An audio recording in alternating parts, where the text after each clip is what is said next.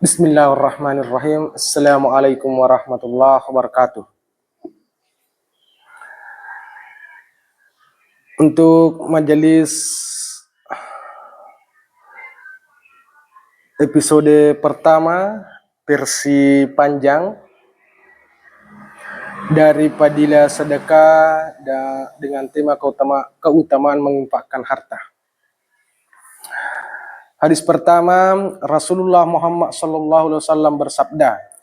Dari Abu Hurairah radhiyallahu anhu, Rasulullah Muhammad SAW bersabda, seandainya aku mempunyai emas sebesar gunung Uhud, sungguh aku gembira apabila ia tidak berada di sisiku selama 3 malam, kecuali yang aku sediakan untuk membayar utang. Keterangan, Gunung Uhud adalah sebuah gunung di Madinah yang sangat besar dan terkenal.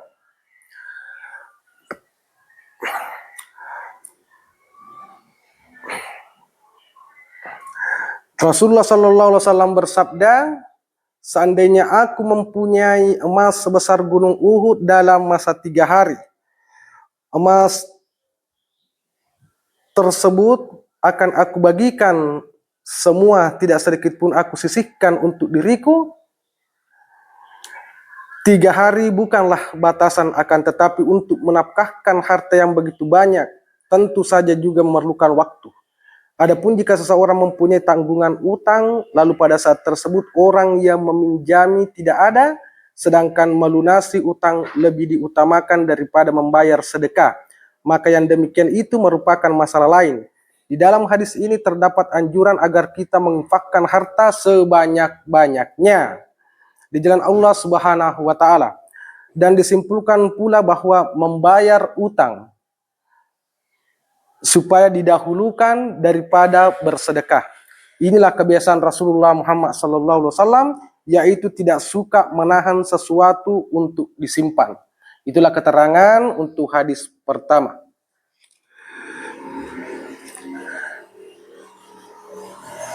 Intinya hadis pertama, bahwa membayar utang itu lebih diutamakan daripada bersedekah.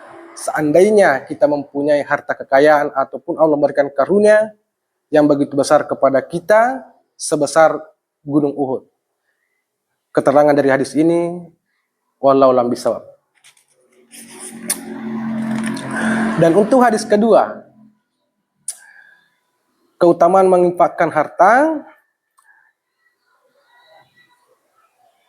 Rasulullah Muhammad SAW bersabda, dari Abu Hurairah radhiyallahu anhu berkata, bahwa Rasulullah SAW bersabda, ketika seorang hamba berada pada waktu pagi, 2 malaikat akan turun kepadanya, lalu salah satu berkata, ya Allah, berilah pahala kepada orang yang menginfakkan hartanya. Kemudian malaikat yang satu berkata, ya Allah, binasakanlah orang-orang yang pelit, yaitu orang-orang yang bakhil.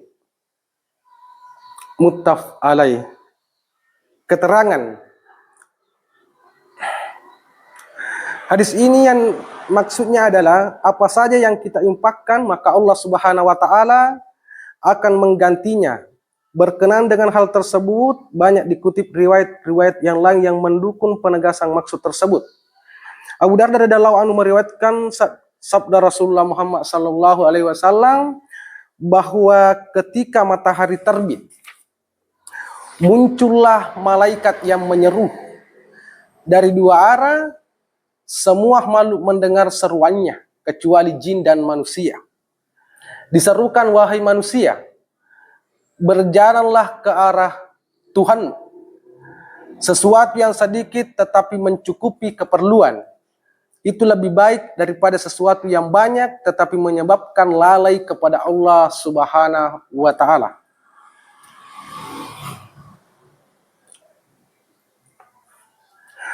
Dan ketika matahari terbenam, 2 malaikat muncul dari 2 arah, lalu berdoa dengan suara yang keras, ya Allah, berilah balasan kepada orang-orang yang menafkahkan hartanya.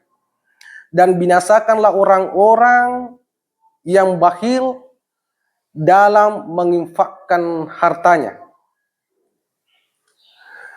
Dalam sebuah hadis yang lain diterangkan bahwa apabila matahari terbit, maka dua malaikat muncul dari dua sisinya seraya berseru, "Wahai Allah, berilah balasan segera kepada orang yang menafkahkan hartanya. Wahai Allah, binasakanlah segera harta orang yang bakhil dalam menginfakkannya."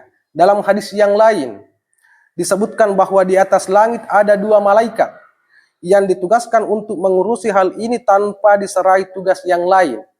Mereka berkata, "Wahai Allah, berilah balasan kepada orang-orang yang berinfak." Malaikat yang lain berkata, "Wahai Allah, berilah kebinasan kepada orang-orang yang menahan hartanya." Untuk hadis ketiga, Rasulullah Muhammad SAW dari Abu Umamah radhiyallahu anhu, Rasulullah SAW bersabda, "Wahai anak Adam, seandainya engkau berikan kelebihan dari hartamu, yang demikian itu lebih baik bagimu, dan seandainya engkau kikir, yang demikian itu buruk bagimu. Menyimpan sekedar untuk keperluan tidaklah dicela, dan dahulukanlah orang-orang yang menjadi tanggung jawabmu, yaitu keluargamu yang terdekat." Keterangan penegasan terhadap dua masalah ini juga telah dibahas dalam ayat keempat. Di dalamnya Allah Subhanahu wa taala berfirman, "Sedekahkanlah apa yang berlebih." Hadis ini telah disebutkan dalam bab yang sama. Di sini disebutkan lagi agar lebih jelas dan diperhatikan, inilah hakikat yang sebenarnya, bahwa harta yang berlebih bukan untuk disimpan dan dikumpulkan. Sikap yang paling baik adalah dikumpulkan di hasanah Allah Subhanahu wa taala, sebuah tempat penyimpanan yang terbaik, yang tidak akan berkurang sedikit pun, tidak ada musibah apapun yang menimpanya, dan yang akan mendatangkan manfaat pada suatu masa yang dahsyat. Apabila dibandingkan dengan keperluan-keperluan yang lain, semua keperluan di dunia hanyalah sedikit. Keperluan yang terbesar adalah keperluan untuk masa-masa mendatang, yaitu saat ketika sudah tidak ada kesempatan lagi untuk mencari pendapatan bagi keperluan kita. Pada saat seperti itu, yang dapat mendatangkan manfaat hanyalah apa yang dibawa bersamanya.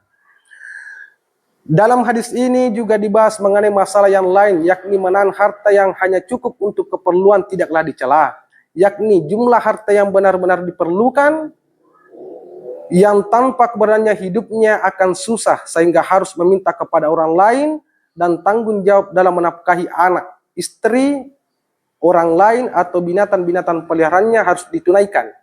Ia akan berdosa apabila melanggar tanggung jawab ini. Bahkan dalam hadis Rasulullah Muhammad SAW yang lain disebutkan bahwa orang yang tidak mempedulikan tanggung jawabnya dalam memberi nafkah kepada orang-orang yang menjadi tanggung jawabnya, yang demikian itu sudah merupakan dosa baginya. Alhamdulillah, melalui majelis episode pertama untuk edisi panjang, semoga Allah kesankan dalam hati kita semua. Dan yang paling utama, apapun kehidupan kita, apapun pekerjaan kita, teman-teman dimanapun kalian berada, ingat, tujuan hidup kita diciptakan oleh Allah Subhanahu wa taala, tujuan hidup hanya satu, yaitu bertakwa kepada Allah Subhanahu wa taala. Yang lain itu hanya adalah suatu kewajiban sebagai seorang istri, sebagai seorang suami, sebagai seorang ayah untuk anak-anaknya, dan sebagai seorang beriman, membantu orang lain, meringankan beban orang lain, itu hanyalah sebuah kewajiban. Dan tujuan hidup kita yang paling utama, kita diciptakan di muka bumi ini hanyalah untuk menyembah Allah Subhanahu wa taala. Allah Subhanahu wa taala berfirman, "Wa ma khalaqtul jinna wal insa illa liya'budun." Tidak aku ciptakan